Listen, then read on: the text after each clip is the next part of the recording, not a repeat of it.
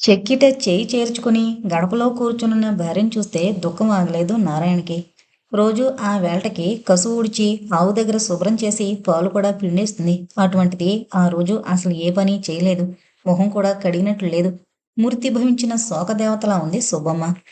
భర్తని చూడగానే ఎదురొచ్చి లచ్చింతల్ని తీసుకురాలేదా అంటూ అతన్ని కావలించుకుని భోరుమంది. సుబ్బోయ్, ఊరుకోవే. నువ్వు పైకెడుతున్నావు, నేను ఏడవలేకపోతున్నాను. దానికి మన వేట్ లోడ్ చేశామే, అది మనకు చెప్పకుండా ఆ బుచ్చిబాబుని పెళ్ళాడితే ఫోన్లే వాళ్ళిద్దరికీ రాసిపెట్టింది కాబోలు అనుకున్నా. ఆ అనంతం బాబు చేత మాట పడాల్సి వచ్చిందన్న కోపంతో కాస్త గట్టిగా మందలిస్తే 2 దెబ్బలు కొడితే చెప్పకుండా వెళ్ళిపోతుందా? కానీ కట్టపడి ఇన్నాళ్లు పెంచినందుకు ఆ మాత్రం అధికారం మనకు లేదంటే ఈ మాత్రానికే మనల్ని శత్రువుల్లా అనుకుని మన కడుపులో చిచ్చుపెట్టి వెళ్ళిపోవాలా? దానికి మనకి రుణం తీరిపోయిందనుకున్నాం. బతికుంటే మన రాత బాగుంటే ఎప్పటికైనా కలుసుకుంటాం. అంతవరకు ఇలా జీవోత్సవాల్లా బతకాల్సిందే. సుబ్బి, నువ్వు ధైర్యంగా ఉండాలి. నువ్విట్టా ఉంటే నేను పిల్లోడు ఏమైపోవాలే? తను లోలోపల కుమిలిపోతూనే భార్యకి ధైర్యం చెప్పాడు నారాయణ. నిజానికి సుబ్బమ్మ కంటే నారాయణ ఎక్కువ బాధపడుతున్నాడు. రాఘవ పుట్టే వరకు సుబ్బమ్మ లక్ష్మిని ఎంతో ముద్దు చేసింది. తీరా రాఘవ పుట్టాక వాడికి జబ్బు చేయడం, చచ్చి బతకడంతో సుబ్బమ్మకి కొడుకే లోకం కావడంతో నారాయణ లక్ష్మి ఆలనాపాలనా చూసేవాడు. ఆ కారణంగానే లక్ష్మికి తండ్రి దగ్గరున్నంత చనువు తల్లి దగ్గర లేదు. కొడుకుని వెనకేసుకొచ్చి లక్ష్మిని తిడుతుంటే నారాయణ లక్ష్మిని వెనకేసుకొచ్చి సుబ్బిని మందలించేవాడు. కూతుర్ని ఎప్పుడూ పల్లెత్తు మాట అని ఎరగడు నారాయణ. ఆమంటే అతనికి పంచ ప్రాణాలు. అలాంటిది ఆవేశం అణుచుకోలేక కూతురు కారణంగా తనంతమందిలో అనంతంగారి చేత మాట పడాల్సొచ్చిందన్న కోపంతో ఇంటికొచ్చి కూతుర్ని కొడుకుని గొడ్డుని బాదినట్లు బాదాడు. ఆ ఆవేశమే ఆ అనర్థానికి మూలం. తండ్రికి తన మీద అంత కోపం రావడం, ఆ ఊళ్ళో బ్రతికే ఆస్కారం లేకపోవడం, ఇక బ్రతికుండగా బుచ్చిబాబుని తన కంట పడనివ్వడు అతని తండ్రి అనిపించడం మొదలైనవన్నీ లచ్చి పారిపోవడానికి కారణాలే. వారి మానసిక స్థితికి తగ్గట్టే వాతావరణం కూడా నిశ్శబ్దంగా ఉంది. వారికి సానుభూతి చెప్పడానికన్నట్టు ఉండుండి ఒక గాలి తెరొచ్చి మెల్లగా స్పృశించి వెళుతోంది. లోపల నుంచి కొడుకు మూలు వినిపించి ఉలిక్కిపడి ఈ లోకంలోకొచ్చింది సుబ్బమ్మ. ముక్కు చీదుకుని పైటతో తుడుచుకుంటూ గబగబా లోపలికి పరిగెత్తింది సుబ్బమ్మ. పక్క మీద ముడుచుకుని పడుకునున్నాడు రాఘవ. రాఘవ ఒంటి మీద చెయ్యేసి చూసిన సుబ్బమ్మ గబుక్కున చేతిని వెనక్కి లాక్కుంది. పెనంలా కాలిపోతోంది ఒళ్ళు. ఆదురుద్దాగా గుడిసెలోంచి బయటకొచ్చి ముడుకుల్లో తల దూర్చుకుని కూర్చునున్న నారాయణ్ణి పట్టి కుదుపుతూ పిల్లోడికి జ్వరం వచ్చింది, ఒళ్ళెరక్కుండా పడుకుని మూలుగుతున్నాడు, వెళ్ళి ఆచార్యగారిని పిలుచుకురా అంది. రాత్రి లచ్చి కనిపించడం లేదని గమనించిన దగ్గర నుంచి ఇద్దరూ కూడా వాడి గురించి పట్టించుకునే లేదు ఆ ధ్యాసలో పడి. అంత క్రితం రోజు సాయంకాలం అనంతంగారి పాలేరు నాగన్న పొలుపు తాడుతో కొట్టడమే కాక ఇంటికొచ్చాక నారాయణ కూడా బడితి పూజ చేశాడు బాగానే. ఆ భయంతో తిన్న దెబ్బల వల్లనే ఊళ్ళెరగని ఆ జ్వరం. యాంత్రికంగా లేచి లోపలికి నడిచాడు. నారాయణకి మరింత దుఃఖం ముంచుకొచ్చింది.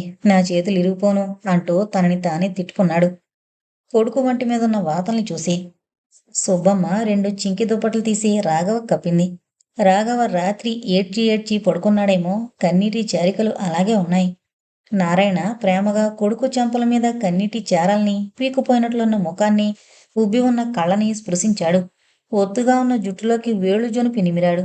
ఆ చేతిని మెల్లగా వెనక్కు తీసుకుని చెంప మీదుగా జారుతున్న కన్నీటిని భుజం మీదున్న తుండుగుడ్డతో తుడుచుకున్నాడు నారాయణ. బయట్నుంచి ఆవుదూడ అంబా అంటూ అరుస్తోంది. అట్టా కూసోకపోతే వెళ్ళి ఆచార్యగారిని అడిగి మందు తేకూడదు అంది సుబ్బమ్మ. ఎల్తానే. లేచి బయటకొచ్చి ఆవుకి దూడకి గడ్డేసి నీళ్లు పెట్టి బయలుదేరాడు. సుబ్బమ్మ పొయ్యి వెలిగించి టీకి నీళ్లు పెట్టి కొడుకు పక్కలో కూర్చుంది. లచ్చి గుర్తొచ్చి కళ్ళల్లో నీళ్లు నిండుకున్నాయి. కూతురు రాలేదు, కొడుకు తీరు మా కొంపకేదో సిని పట్టుకున్నట్లుంది అనుకుంది బాధగా. రాఘవయ్య, నీకోసం ఎవరో అమ్మాయి వచ్చింది. శామ్యూలు వచ్చి చెప్పడంతో నా కోసం ఆ అమ్మాయి రావడం ఏంటయ్యా విస్తుపోయాడు రాఘవయ్య. అంతలోనే చటుక్కున వాణి గుర్తొచ్చి చేతిలో ఉన్న భగవద్గీత మూసి మెల్లగా నడుస్తూ బయటకొచ్చాడు. గాలికి ఎగిరి ముఖం మీద పడుతోన్న ముంగురుల్ని వెనక్కి తోసుకోవడంలో అవస్థ పడుతోంది వాణి. ఎడమ చేతితో మెడలో ఉన్న పూసలదండ మెలితిప్పుతోంది. రాఘవయ్యని చూడగానే నమస్కారం తాతగారు, బాగున్నారా?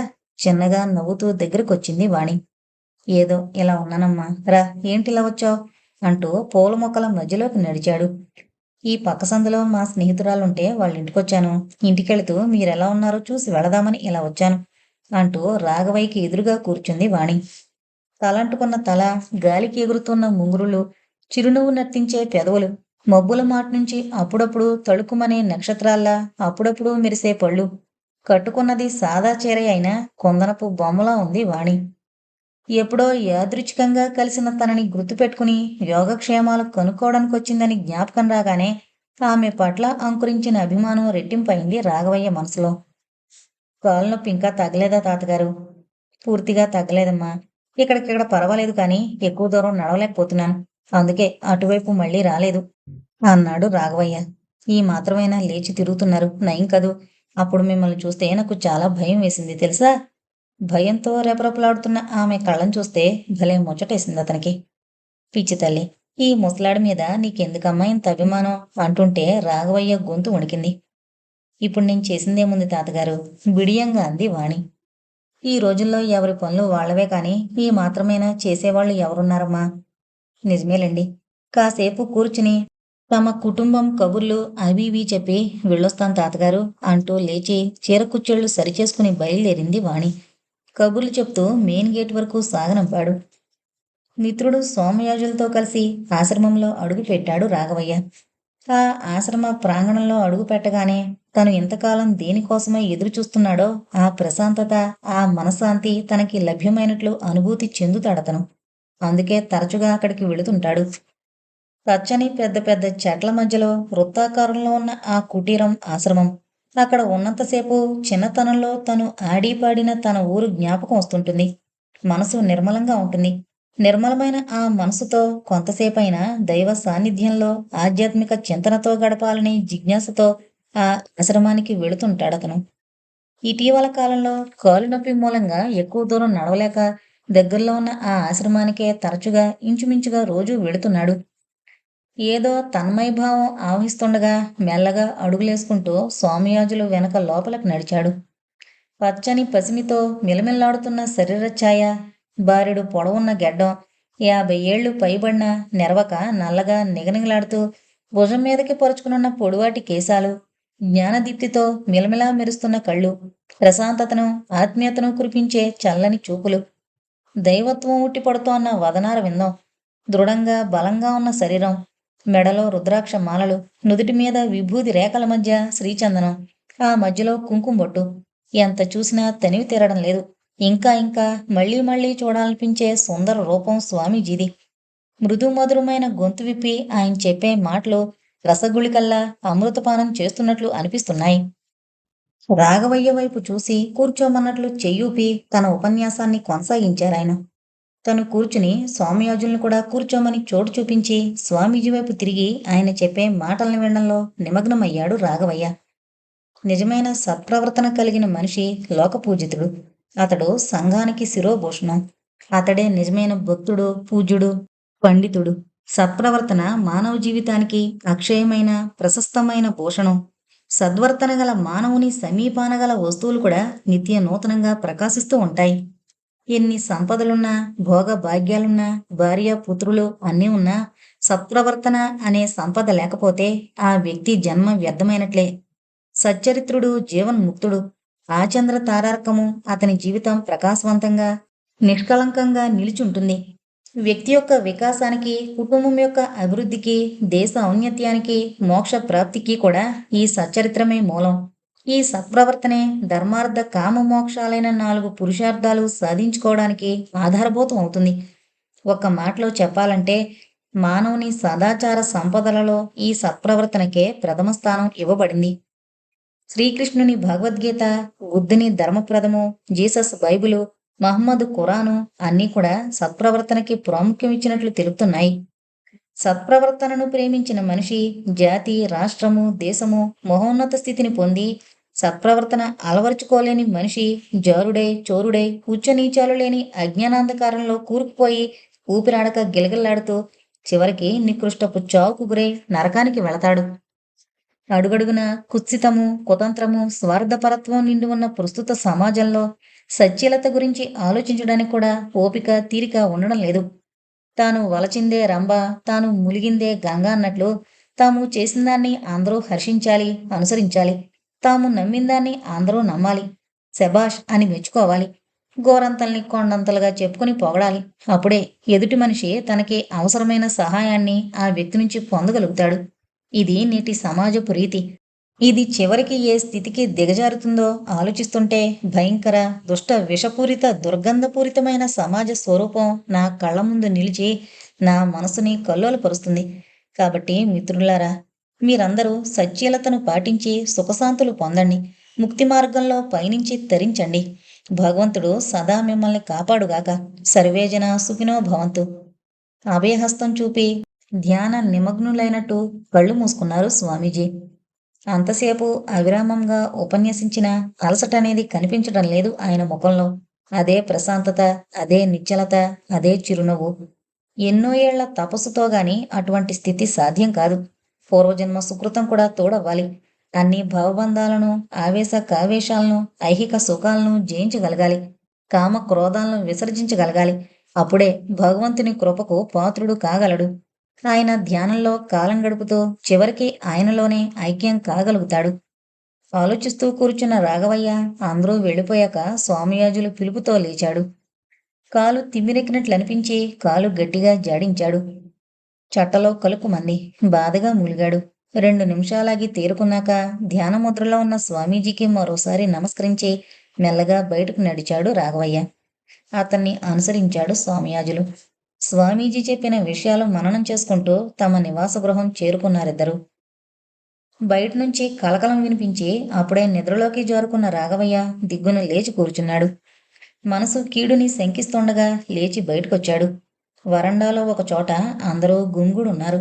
ఆదుర్దాగా అటు నడిచాడు. జోసెఫ్ తెల్లని పక్క మీద పడుకునున్నాడు. తపస్సమాధిలో ఉన్న ముని పొంగమునిలా ఉన్నాడతను. ముఖం ప్రశాంతంగా ఉంది. అతడు శాశ్వత నిద్రలోకి వెళ్ళిపోయాడని గ్రహించిన రాఘవయ్య గుండె ఒక్క క్షణం కొట్టుకోవడం మానేసినట్లనిపించింది. కాసేపు ఊపిరి పీల్చడం మరిచిపోయాడు. 2 క్షణాలు జోసెఫ్ ముఖంలోకి తదేకంగా చూశాడు. క్రమంగా ఆ కళ్ళల్లో నీళ్లు నిండుకొని అతని రూపం మసగ మసగ్గా కనిపించింది. సిస్టర్ ఆజ్ఞను అనుసరించి అందరూ గద్గద స్వరాలతో భగవత్ ప్రార్థన చేశారు. అందరూ జీవితపు చరమాంకంలో ఉన్నవారే.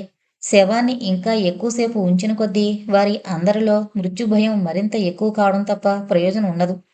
అతనికి చెప్పుకోతగినంత దగ్గర బంధువులు గాని స్నేహితులు గాని లేరు. ఆప్తమిత్రుడు రామారావు తప్ప. జోసెఫ్ మరణవార్త అందగానే ఆగ మేఘాల మీద పరిగెత్తుకొచ్చాడు రామారావు. మిత్రుని మృతదేహాన్ని చూసి కన్నీరు మున్నీరుగా విలపించాడు రామారావు. అక్కడున్న వారందరూ కూడా తమ తోడబుట్టినవాడు తమని విడిచి వెళ్ళిపోయినట్లు బాధపడుతున్నారు. మృతదేహాన్ని శ్మశానానికి తరలించే ఏర్పాట్లు క్షణాల్లో జరిగిపోయాయి. జోసెఫ్ స్వహస్తాలతో తయారు చేసుకునుంచుకున్న శవపేటికలోనే అతని మృతదేహం ఉంచి సమాధి చేయబడింది.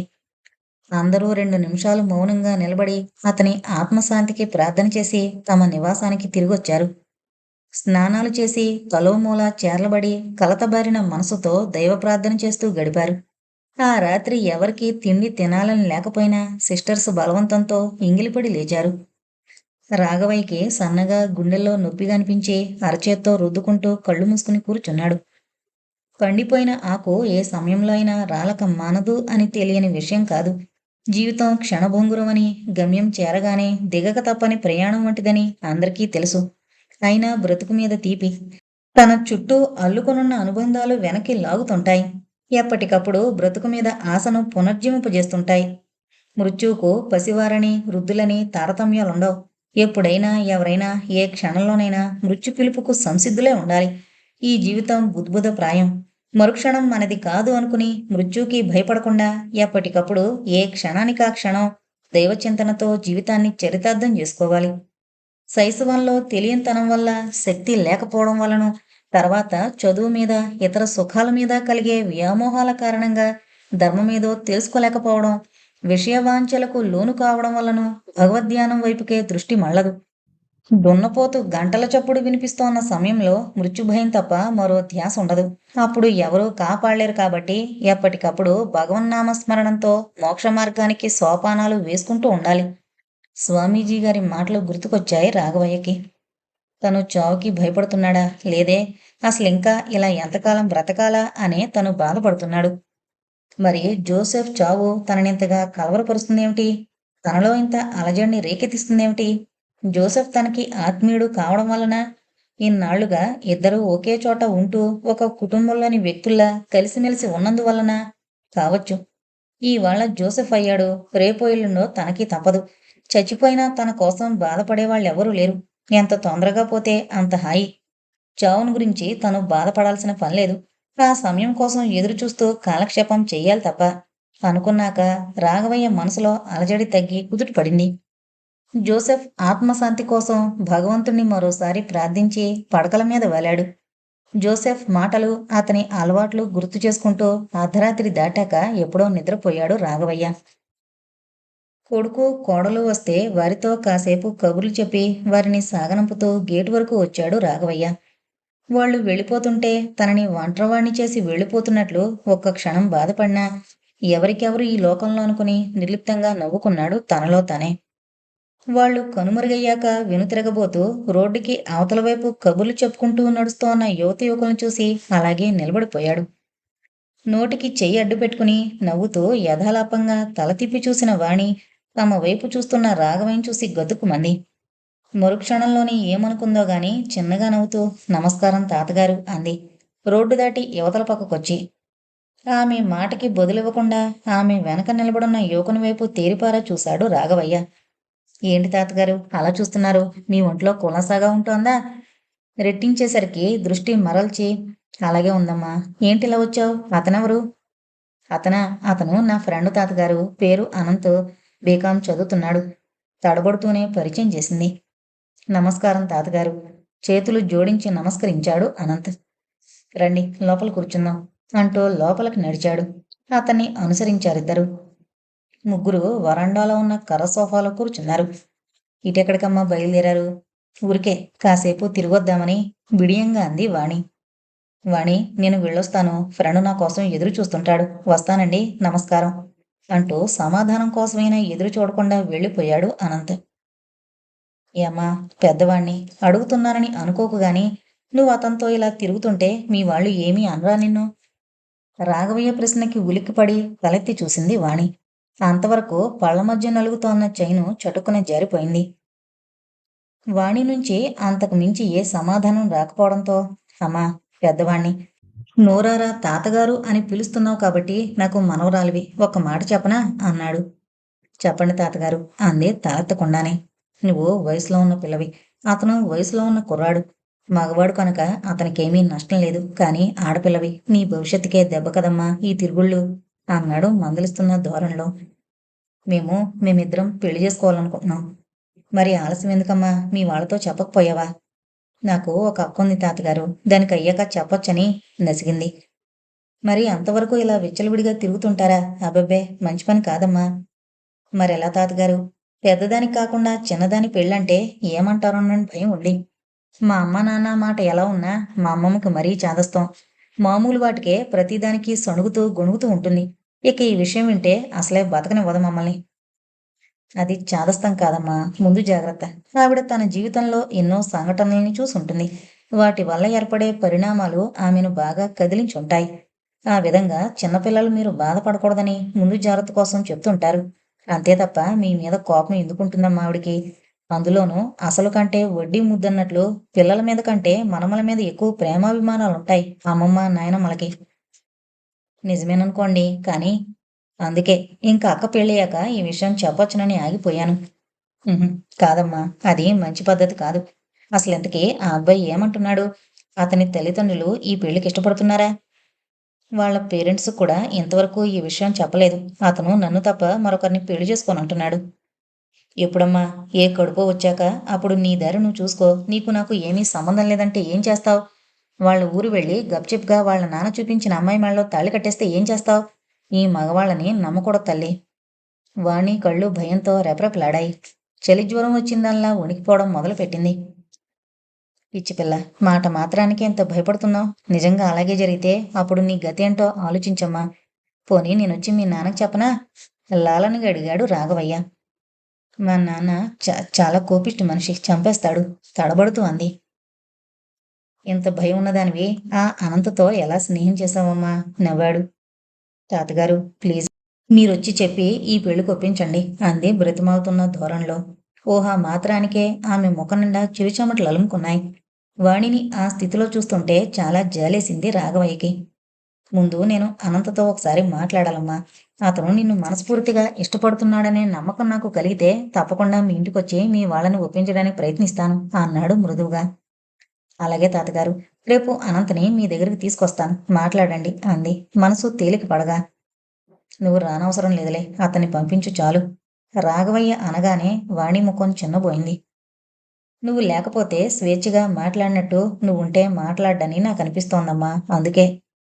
రాఘవయ్య మాట పూర్తి కాకముందే, సరే తాతగారు, అతనికి ఎప్పుడు వీలవుతుందో అప్పుడు అతన్ని మీ దగ్గరికి పంపిస్తాను, మాట్లాడండి అంది రాఘవయ్య మీద పరిపూర్ణమైన విశ్వాసం ఏర్పడ్డంతో.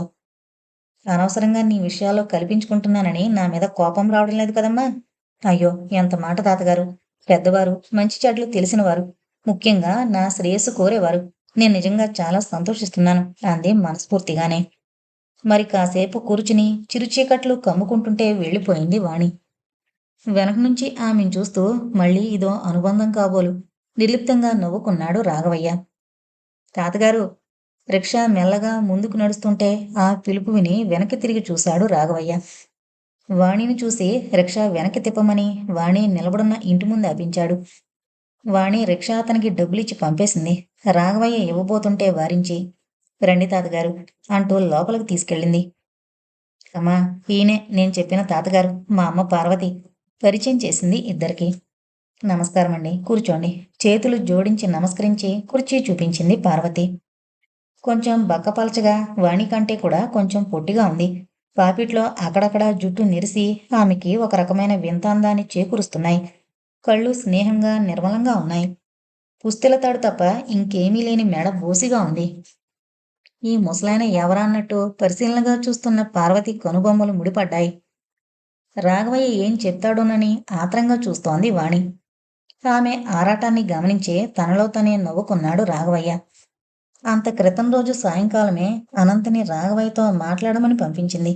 ఆయన అతనితో ఏం మాట్లాడాడో, అతను ఏం సమాధానం చెప్పాడో తెలుసుకోవాలని తెగ ఆరాటపడిపోతుంది ఆ క్షణం నుంచే. ఇప్పుడు రాఘవయ్య చెప్పబోయే మాట మీదనే తన భవిష్యత్తంతా ఆధారపడుందని ఆమెకి తెలియని విషయం కాదు. మీ నాన్నగారు ఇంకా ఆఫీస్ నుంచి రాలేదమ్మా అడిగాడు వాణిని. లేదండి, వచ్చే వేళయింది అంటూ అమ్మా పరిగెత్తుకుంటూ లోపలికొచ్చిన ఇద్దరు అబ్బాయిల్ని చూపి, వాళ్ళిద్దరూ మా తమ్ముళ్ళు, పెద్దవాడు 9, చిన్నవాడు 7 చదువుతున్నారు అంది వాణి. తాతగారితో నువ్వు మాట్లాడుతుండవే, నేనిప్పుడే వస్తాను అంటూ కొడుకులిద్దరినీ తీసుకుని లోపలికి నడిచింది పార్వతి. తాతగారు, నిన్న అనంతు అడగబోతూ పార్వతి మంచినీళ్ళు తీసుకురా అంటూ లోపలికి అడుగుపెట్టిన తండ్రిని చూసి ఆ మాట మింగేసింది వాణి. రాఘవయ్యని తండ్రికి పరిచయం చేసింది. రాఘవయ్యకి ఎదురుగా పక్కపరుచున్న మంచం మీద కూర్చుంటూ పార్వతి తెచ్చిన నీళ్ల గ్లాసు అందుకుని గటగటా తాగేసి ఖాళీ గ్లాసు పార్వతికి అందించి వచ్చిన పనేంటో చెప్పమన్నట్లు రాఘవయ్య వైపు చూశాడు అప్పారావు. అప్పారావు ప్రాగా టూల్స్ కంపెనీలో గుమస్తాగా పనిచేస్తున్నాడు. బొంగ మీసాలు, బిరుసు జుట్టు, కోపిష్టి స్వభావం అనుకునేలా బిగించున్న ముఖం, మొత్తానికి మనిషి కాస్త మొరటివాళ్లాగే కనిపిస్తున్నాడు. మాట కూడా కరుగ్గా కొట్టొచ్చినట్టుగా ఉంటుంది. అతనంతా ముక్కుసుటి వ్యవహారం. నిజానికి మాట ఎంత పెడుసో మనసంత మెత్తన, కానీ బయటికి తేళ్డు. అప్పారావు ముఖంలోని అసహనాన్ని గమనించి ఎక్కువసేపు ఉపేక్ష చేయడం బాగుండదని అసలు విషయానికొచ్చాడు రాఘవయ్య. బాబు అప్పారావు, ఆ అమ్మాయి పెళ్లి విషయం ఏమీ ఆలోచించడం లేదా? ఆలోచించకేమండి, బుర్ర బద్దలయ్యేటట్టు ఆలోచిస్తున్నాను. ప్యూన్గా, అటెండర్గా పనిచేసేవాడికి కూడా కనీసం 4-5 వేలు కట్నం ఇవ్వాల్సి వచ్చేట్టుంది. నా జీతం డబ్బులు తిండికే చాలడం లేదు. ఇంకా కట్నం ఇచ్చే తాహతు ఎక్కడుంది? ఇదిగో ఈ మధ్యనే ఏదో చిన్న ఉద్యోగంలో చేరింది. 4 డబ్బులు కూడబెట్టాక ఎవరినో చూసి ముడిపెట్టాలి. పెద్దమ్మాయి సంగతి సరే, పోనీ ముందు ఈ చిన్నమ్మాయికి చేసేరాదు అన్నాడు వాణికేసి చూస్తూ. టీ తెచ్చే నెపంతో వాణి లోపలికి వెళ్ళిపోయింది. డబ్బులేంది దీని పెళ్లి మాత్రం ఎలా చేయగలం? అయినా పెద్దదానికి కాకుండా చిన్నదానికి చేయడమేమిటి? అతని ముఖంలో అయిష్టత స్పష్టంగా వ్యక్తమవుతోంది. అవునండి, ముందు పెద్దమ్మాయికి చెయ్యాలి. పరిస్థితులు బాగాలేక ఆగంగాని ఇప్పటికే ఆలస్యమైంది. భర్తకి వంత పాడింది పార్వతి. అమ్మ పార్వతి, పెద్దవాణ్ణి, నా మాట కాస్త వినండి. నాకు తెలిసిన ఒక కుర్రాడున్నాడు. ఆ అమ్మాయిని చూసి చాలా ఇష్టపడుతున్నాడు. కట్న కానుకలతో నిమిత్తం లేకుండా ఆ అమ్మాయిని పెళ్లి చేసుకుంటానంటున్నాడు ఆగాడు రాఘవయ్య. పార్వతి, అప్పారావులు ముఖాముఖాలు చూసుకున్నారు. తలుపు చాటు నుంచి రాఘవయ్య మాటలు విన్న వాణి మనసు సంతోషంతో పురివిప్పిన నెమలిలా గంతులేసింది. అప్పారావు కనుబొమ్మలు ముడిచి రాఘవయ్య వైపు చూస్తూ, అసలు మీరెవరు? మా అమ్మాయి మీకెలా తెలుసు? అడిగాడు. ఆ అమ్మాయి చెప్పనే లేదా అంటూ తమకి పరిచయం అయినప్పటి నుంచి జరిగిన విషయాలన్నీ చెప్పాడు రాఘవయ్య. కాకపోతే కొద్ది మార్పు మాత్రం చేశాడు. వాణికి అనంతతో అంతకు ముందు నుంచే పరిచయం ఉందని కాకుండా, అనంత్ తనకు బాగా తెలిసినవాడని, వాణి తన దగ్గరకొచ్చినప్పుడు ఇద్దరికీ పరిచయం అయిందని చెప్పాడు. మరి అతని తల్లిదండ్రులు ఇష్టపడద్దు అనుమానాన్ని వ్యక్తం చేశాడు అప్పారావు. తన తల్లిదండ్రులు ఇష్టపడినా పడకపోయినా వాణిని పెళ్లి చేసుకోవడం ఖాయమని అతను మరీ మరీ చెప్పాడు.